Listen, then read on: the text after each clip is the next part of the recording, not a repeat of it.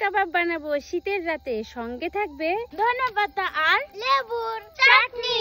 চলো। মাংস পোড়ার জন্য এইটুকু জোগাড় যন্ত্র আপাতত করে নিয়েছি। লোহার শিকে মাথাটা অনেক ছুঁচল যাতে করে মাংসটা ভালো করে ঢুকে যায়। পায়েল দিদি এবার আগুনটা জ্বালাও।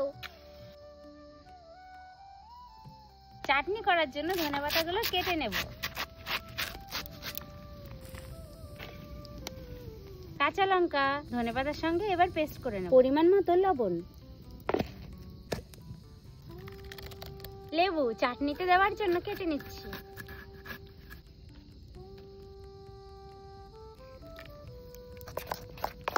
ধনেপাতার চাটনি রেডি। মাংসটা এবার মশলা মাখিয়ে নেব। পরিমাণ মতো লবণ, হলুদ, গোলমরিচ, লঙ্কা গুঁড়ি, লেবুর রস দিয়ে দিচ্ছি। মশলা দিয়ে খুব ভালো করে মাখিয়ে নেব। ও পিসটা যা লাগবে না খেতে। শিকগুলোতে সরষের তেল লাগিয়ে নিচ্ছি। শিকগুলোতে মাংস কেটে নিচ্ছি।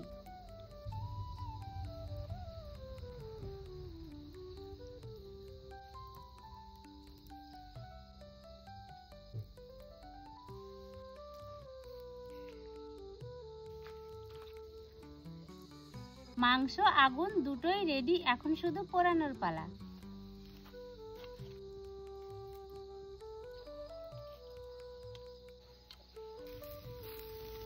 একটা সাইড হালকা পোড়া হয়ে গেছে, এখন উল্টে দিচ্ছি। মাংসের গায়ে তেল মালিশ করে নিই।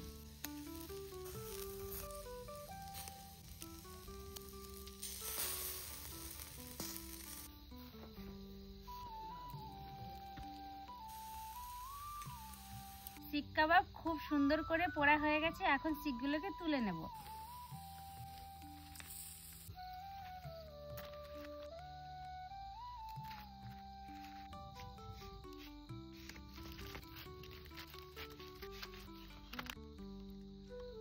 পোড়া মাংসের ভেতরে লেবুর রস দিয়ে দেব।